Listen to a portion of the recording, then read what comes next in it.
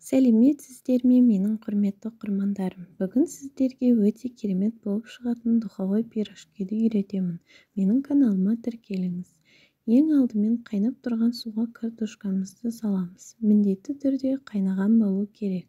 Сонда картошка дәмді болады.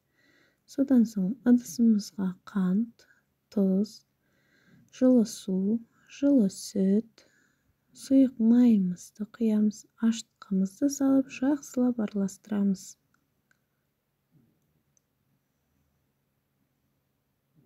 Аз-аздан ұнымызды салып, жұп-жұмсақ етіп қамыр илейміз. Қамыр міндетті түрде жұмсақ болу керек. Сонда пирожкиміз тоже жұп-жұмсақ болып шығады.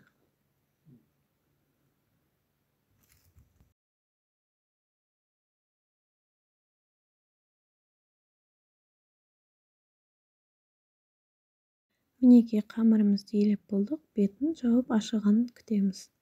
Картошкамыз дайын болды, тұз салып жақсылап езіп аламыз. Содан соң кішкене сұйық май құйып жібереміз. Қамырымыз ашыды, енді кішкене ұн сеуіп, қамырымызды осылай кішкене бөліктерге бөліп аламыз.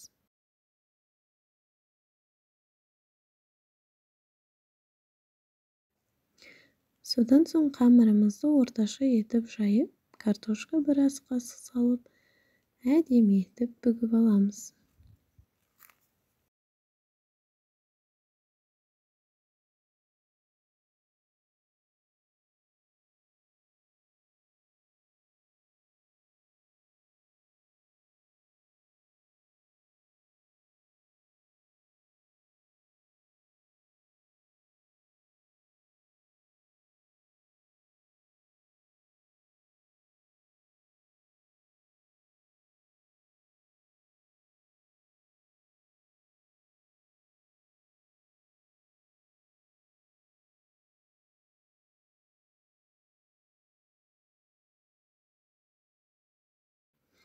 Мінекей бүгіп болдық, енді бетіне жұмыртқаның сарысын жағып шығамыз.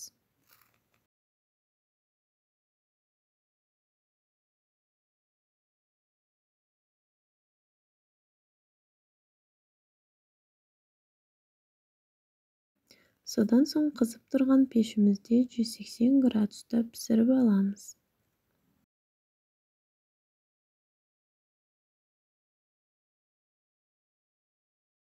Мінекей пирожкилеріміз дайын болды. Қараңыздаршы, қандай әдемі, жұп-жұмсақ.